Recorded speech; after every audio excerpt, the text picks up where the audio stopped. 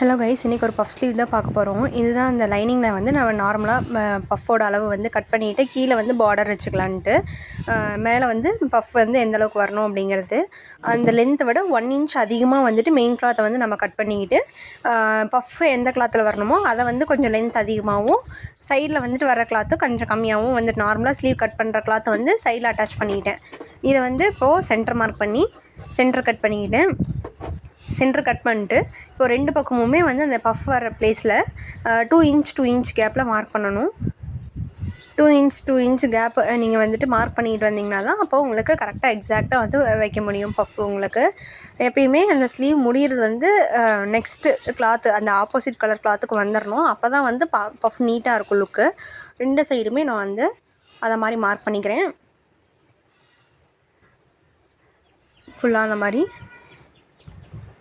Mark பண்ணிவிட்டேன். இப்போது அந்த சென்டரை வந்து மெயினாக வச்சு இப்போது இந்த 2 இன்ச் கேப்பெல்லாம் இந்த கிளாத்தை இந்த மாதிரி எடுத்து மடித்து வைக்கணும். ஃபுல்லாகவே இந்த மாதிரி மடித்து வச்சு ஒரு ஸ்டிச் போட்டுக்கோங்க. இந்த மாதிரி வந்துட்டு உங்களுக்கு அந்த பக்கம் அந்த ஸ்டிச் போட்டது தெரியக்கூடாது. 2 கிளாத்தையும் அட்டாச் பண்ணது ஸ்டிச் போட்டது தெரியக்கூடாது. இதை வந்து ஒரு ஸ்டிச் போட்டுக்கோங்க. நெக்ஸ்ட்டு இந்த சைடு இதே மாதிரி ஸ்டிச் போட்டுக்கோங்க. இதே மாதிரி எடுத்து வச்சு ஒரு ஸ்டிச் அதே மாதிரி மேலே போட்டுக்கோங்க.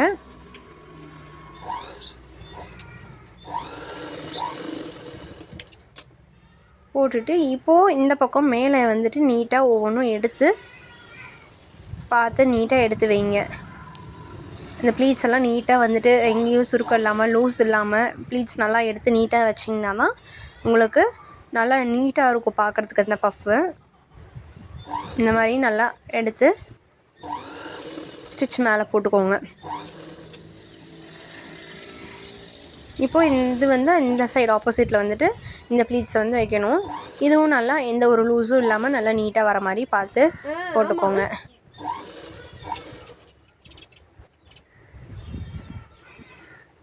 கம்ப்ளீட்டாக வந்துட்டு இந்த பஃப் ஸ்லீவுக்கான இதை வந்து முடிச்சாச்சு. இப்போது லைனிங்கில் நம்ம எக்ஸாக்டாக நம்மளுக்கு எவ்வளோ தேவையோ அதை கட் பண்ணியிருப்போம்ல, அதை வந்து நீங்கள் எடுத்து இந்த மாதிரி ப்ளேஸ் பண்ணி பாருங்கள். அந்த க்ராஸாக வரும் பாருங்கள் கீழே, அதெல்லாம் வந்து ஸ்ட்ரெயிட்டாக கட் பண்ணி விட்டுருங்க. இதை வந்து நம்ம பேக் சைட் பார்ட்டில் வச்சுக்கலாம். இது வந்து டாப் போர்ஷன் பேக் சைடில் வச்சு இப்போது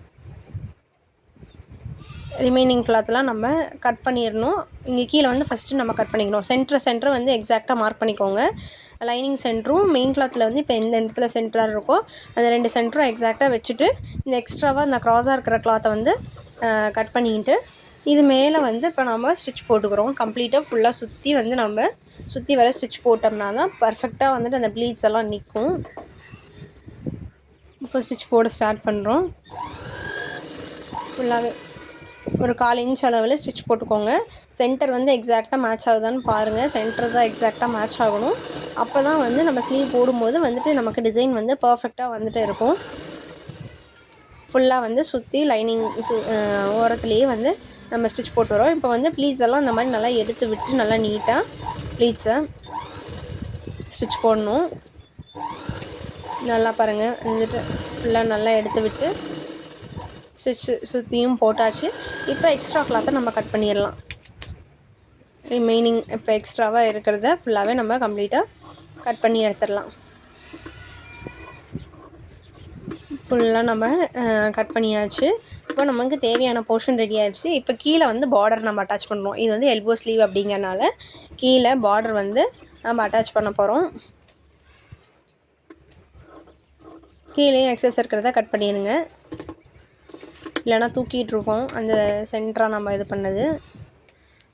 எப்பயுமே ஒரு ஸ்லீவ் முடிச்சிட்டிங்கன்னா கம்ப்ளீட்டாக வந்துட்டு அதை நீட்டாக அயன் பண்ணி எடுத்து வச்சுருங்க. அப்போ தான் அந்த ப்ளீட்ஸ் எல்லாமும் பார்க்க நல்லா நீட்டாக இருக்கும். இங்கே பாட்டம் போர்ஷனுக்கான லைனிங் வந்துட்டு நான் ஆல்ரெடி வந்துட்டு எடுத்து வச்சுருக்கேன். இப்போது அந்த பார்டரை வந்து வச்சு மேலே வச்சு கீழே லைனிங் வச்சு அப்படியே வந்து அந்த பிசுறு தெரியாமல் அப்படியே அடித்து திருப்பிடுறேன். ஃபுல்லாக அப்படியே ஸ்டிச் போட்டுட்டு வாங்க. பிசுறு தெரியாமல் நல்லா நீட்டாக போட்டு வந்திங்கன்னா நல்லா நீட் லுக்காக இருக்கும். இன்சைடு பார்க்கும்போது நமக்கு வந்து நல்லா நீட்டாக இருக்கும்.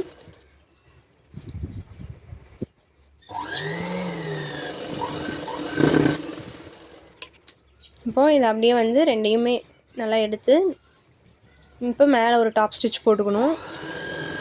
டாப் ஸ்டிச் போட்டோம்னா நல்லா மூவ் ஆகாமல் நமக்கு நல்லா நீட்டாக இருக்கும். கீழே பாட்டமில் என்ன பண்ணணும் அப்படின்னா, நீங்கள் ஏதாவது பீஸ் கொடுத்தும் வந்துட்டு தனியாக அட்டாச் பண்ணிக்கலாம். அப்படி இல்லைனாலும் அதை அப்படியே வந்து நீங்கள் 1/2 இன்ச் ஃபோல்ட் பண்ணி, லைனிங்கும் ஃபோல்ட் பண்ணி, இதுவும் ஃபோல்ட் பண்ணி, நமக்கு எவ்வளோ லென்த்து வேணும், நமக்கு 9 இன்ச் தான் வேணும்.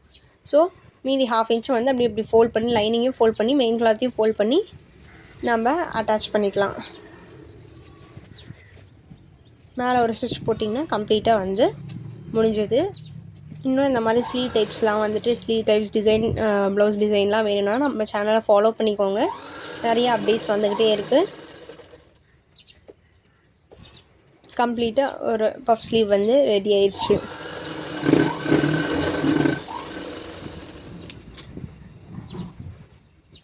பாருங்கள், பின்னாடியும் நல்லா நீட்டாக இருக்கும்,